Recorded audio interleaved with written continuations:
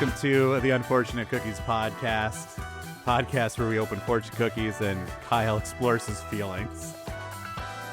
Kyle, Oh boy. my friend, why don't you tell us that again? Okay. So, Larry and Deanne, I really hope that you're going to listen to this at some point in time. Our youth pastor and his wife. Mind you, this was like, 2006, right? Yep. I have never been confronted on anybody worrying about me becoming a chick or thinking that I was a female or a transsexual in any way, other than my youth leaders. So all right. So here was the thing. All right. Let me back up.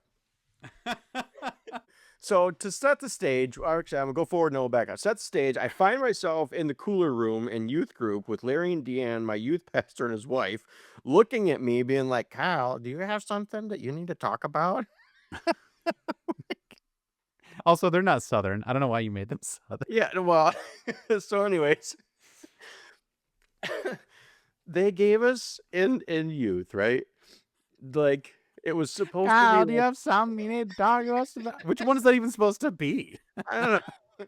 But they gave us this piece of paper and we're supposed to put our feelings on there, because they're trying to, we're kids trying to grow up. And at the time, there was this band called Super Chick. And it was like this punk rock group that was two chicks and, excuse me, very popular. Well, they had this one song called One Girl Revolution. And like, I'll admit it, I still like the song to this day. Dude, it's a great song. It's a a solid banger. song. It is. Like it hits hard. The guitars are good. The vocals are good. It's just a classic good song. So anyways, it was really popular with the Christian teens in that era. And for us, like equally, we liked the song, and two, it was just kind of fun to make fun of and joke around with. So we get this piece of paper, supposed to be all serious, and I had a hair up myself that day, must have, because we get to this, I don't even remember what the question was. But It's like, is there any sin in your life? I don't know, like maybe something like, what are you struggling with? Yeah, those types of questions. And it was at the bottom of the thing. I remember it was at the bottom of the list, and it was had to have been something like, what is something that you feel like where you can make a difference in the world, or something along those lines? Because whatever it said, it triggered me to my response being, I'm a one girl revolution. Not thinking anything of it. Like legitimately, I'm like, okay. Everybody, I remember writing it down, like somebody's gonna laugh at this later. Ha ha ha. So, and Larry and Deanne knew me. They knew me very well. They knew us. They knew our humor.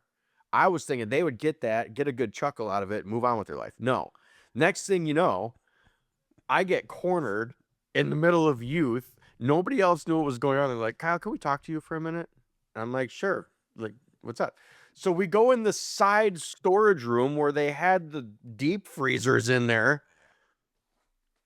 And they're like, do you have something in your life that you feel like you need to tell somebody about that, you haven't talked about yet?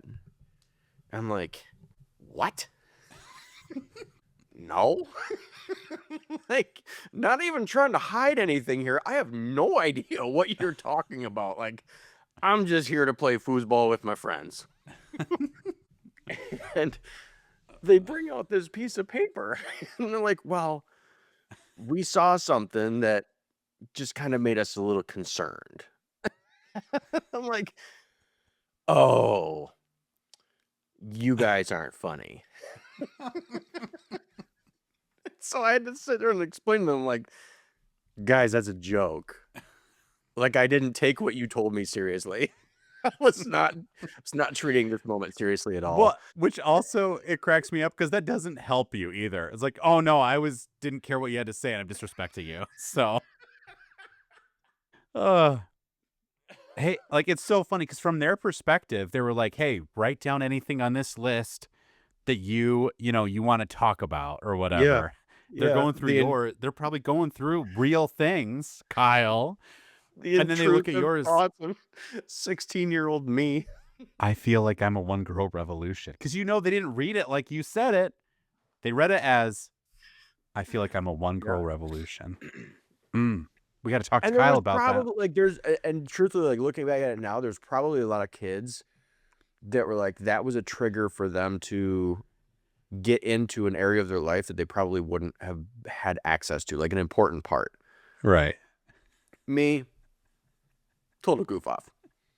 Like and I probably got in my red Ford Festiva with Yeah. 12-inch woofers in the back of it at the end of it and peeled wheels out of there at the end. I'm like, I'm not.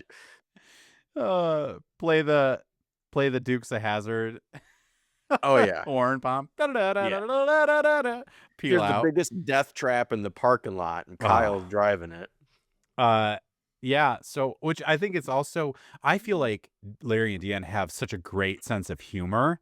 I think it's just funny looking back at how they must have been going through those seriously. Like they're Yes. not in serious mindset.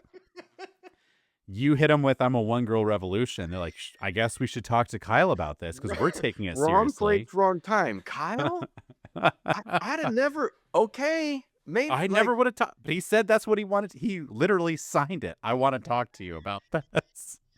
And then also, I counted it one time. I think me and you randomly saw Super Chick like 7 times. Like it was a you're lot. right. Because they just opened. They were at I can't think they were at Festival Con Dios. They were at Big Ticket. They You remember opened. Festival Con Dios had its own CDs? Oh, dude. Festival Con Dios was where it's at. Anybody Yeah. in Michigan should remember that. It was so good. I remember that's the first time I saw Cutlass. Yep. And they threw their guitars all like across the stage at each other. And I was like, this is the coolest thing. And I grabbed you and I said, Kyle, we have to do this. We saw a Sanctus Real concert one time and they opened for that. There was one concert I remember. Did we ever go to a Super Chick specific concert? No. But I remember they opened. We saw so many different bands, and they were like one of the. I think they were just like that band that was just kind of like we're just following a bunch. Yeah. And so I saw August Burns Red a lot like that. Like I go to see other metal bands, and they were just like, we're new on the scene. We're just gonna push our music, so we're touring a bunch. I remember going one where was it Festival Con Dios? It was in like a giant gymnasium, and like Kids in the Way were there. But yeah, Audio Adrenaline was there and like Pillar was there and we were so pumped to see Pillar. And then I just remember we always saw Super Chick, and I remember from that instance on, every time they were playing like One Girl Revolution, we like make eye contact with Larry, be like, dude, and, like looking back, like continually mocking him. Mouthing, I'm the One Girl Revolution. Poor guy. Also, you realize that he was like 10 years younger than us now, back then. Yeah. So he would have been like 25, 26. Trying to be a good youth pastor. Yeah. And to us at the time, it's like, you're the old dude. Yeah. You're wise in the ways of science. Dude, you remember Carpet Ball? No. You don't remember Carpet Ball? Where you spread your legs and you try to hit the other person in the nuts? No. What are you Thank God you're wearing pants. No, Carpet Ball. It's like the camp game. Like you play with pool balls and you set up like 4 on each side and you just try to knock them into the pocket. It's like it's like boards with like felt on it. You remember this? Dan and Jeremy like built this table for the youth group. You just go back. I guarantee I've never played Carpet Ball. I remember me and Josh Lichty sitting on the carpet with our arms spread or with our legs spread and throwing a ball at each other's crotch. Well, what you do at the with your own time, I guess. Okay, I'm gonna share my screen with you. You remember this? They had this at all the camps. You don't remember Unfortunately, this? I have never. And I'm not joshing you right now. I've never played carpet ball. Do you remember it though? Right? How do you not remember this? This is blowing my mind. I've never played. I've never been. I've never went to Dan and Jeremy's. No, they built it for the youth group. It was at youth group. It was out back. Hmm. Oh, oh. So okay, when you walk out of the back of youth, it was over to the left, right? Yes. Yes. Okay, I remember now. Never played it. You disgust me.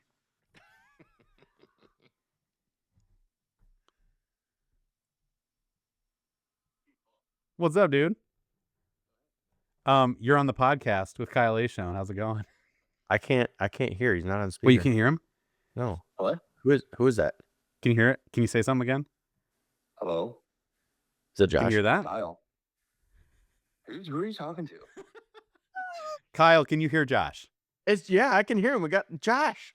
Okay, you might not be able to hear Kyle. We're doing this on the I fly. can hear Kyle, not at all. Okay, so Kyle It's does not because remember I'm in playing your carpet ears. ball. That was like a defining thing of youth group. He doesn't remember playing it. I had to show him a picture, and he said he still didn't remember it.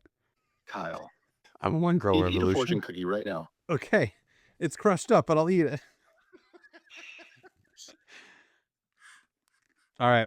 Well, I just needed you to be a part of this because I think that's crazy. He's claiming he remembers it now, but he has never played it.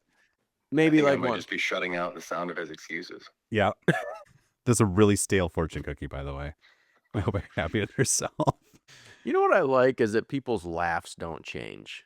Kyle says he likes that people's laughs don't change. Yeah, because that was definitely a Josh laugh. He said that's definitely a Josh laugh. Like it could be Josh, all 200 ripped pounds, I can't or tell a if these are like 400 long, pound awkward dude. silences or if like Kyle's talking or. Kyle, he can't hear you. I know he can't, which is why Here, this say is something great. quick. Don't give us a paragraph story. Say something quick, and I'll tell it to Josh. His He's laugh not is saying from anything. Beavis and Butthead. What? Josh has the Beavis and Butthead laugh. He says you laugh like Beavis and Butthead. Thanks, Kyle. He says, well, you can hear it. Oh, my word. Now he's not saying anything. I've never noticed it until now. I don't know what's happening. I can only hear one person. No, I'm saying Kyle. It's not saying it. This is a I'm disaster. saying a lot of stuff. No, I'm saying a lot of stuff. Third base? That applies, but. Third base. Well, hey, you refused to be on the podcast, so I thought I'd catch you up unprepared and unawares. Yeah. I'm doing homework right now because I've made poor life choices. Oh. Well, neuter your pets, right? What? Goodbye, Josh. I was going to say, real quick, do you have a favorite, what was your question from last episode, Kyle? Oh, what was your favorite game show? What was your favorite game show? Are you asking me or Kyle? I'm asking you. I'm asking Josh Lichty. What was your favorite game show? I don't know that I ever really watched game shows. Yeah, that's fair. I thought you were a Wheel of Fortune man. I remember you saying when you were sick, you used to watch something like that. All right. Well, just go back to playing Armored Core and doing your homework, okay? All right, buddy. Thank you. See you later. Love you. Love you. Bye. He has the Beavis and Butthead laugh.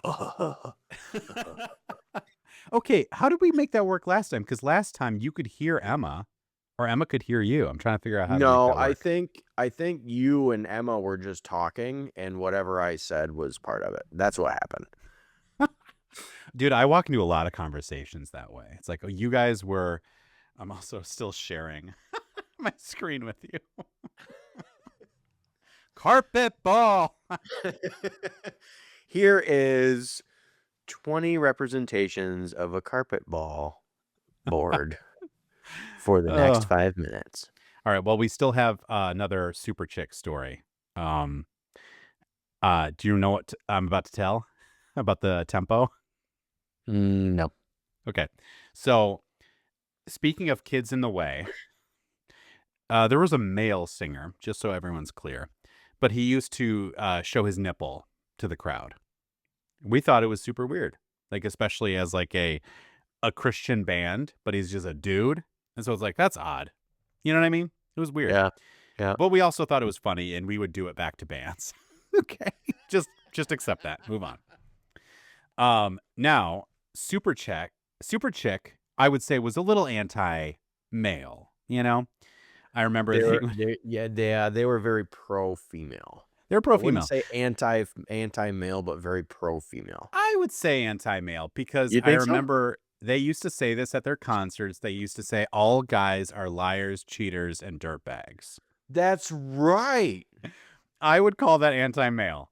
Maybe I get easily I offended. forgot about that, and we watched it 7 times. Yeah, we watched it so many times. And I'd be like, okay, I get they were trying to empower women, but as a high school dude, I'm like, I'm trying not to be a dirtbag. You're right, because I remember us looking at each other one time being like, wait a minute. No. Yeah. Dirtbag. What do you call it? Dirtbag. Okay, so I remember it was me. I can't remember who was all there. I remember Ross was there because of the end of the story. But I remember we, as musicians, thought it was really funny to clap when we were told to clap, but slowly get faster. So the band would start playing faster. Especially like we were, a group of guys in a, largely high school, sometimes younger crowd, and people were following our lead. And I remember we just put our hands up and we would just like, we're supposed to clap. This is the part of the song. Everyone's like clapping to the beat, and we would just gradually start going faster. And this happens a lot at concerts because a lot of non-musicians don't know how to keep tempo, and we would purposely go faster and faster, and the whole crowd would be with us, and there's like hundreds of people. So the song is going so fast, like the band is keeping up with our tempo. I have never felt more powerful in my life. And then the drummer, the drummer is going faster and faster, which was an amazing drummer. What was his name? His brother was in Pillar. So they were 2 drummers. You remember that? Estelle. Lester was the Pillar. Lester was in Pillar. Yeah. Yeah. Still, to this day, one of my favorite drummers. Oh, they're so good. Oh, I remember they're so intense about music. I remember on Where Do We Go From Here, their album. Yep. He's like going through his like room of just snare drums, and he goes, "This is the snare I use for the breakdown on Battle Cry." Just be like, yeah, what? Like he was so intense about it, so good. Yeah. This is the snare I use for this one section of this one song. But I remember, so we sped it up, and so the drummer had to stop the song and re-click them in. Yeah, because they didn't have a metronome at that point in time in their ears. It wasn't wrong. It wasn't a thing yet. Nope. And so I remember they were upset at us, but we were also upset because I think we also yelled out because we knew they did this. They did this for some reason. They would tour around and tell every audience with like guys and girls, like, "Hey, all guys are liars, cheaters, and dirtbags." Didn't we yell something back? Yeah. At them So we were like, "Yeah," and then Ross would show his nipple. Also, ironically, proving that we were dirtbags. But I just remember Ross later was like, "I tried to go get that guy's autograph, and he said no." He was like, I was like, "How did he say it?" He was like, it was kind of like a laugh it off. It's like, "No, get out of here." Man, we're not dirtbags. We're gonna ruin your whole day. We're just degenerates. We were degenerates. But hey, got Josh Lichty in the pod, and that's what really matters. It is. Say something funny. We're done.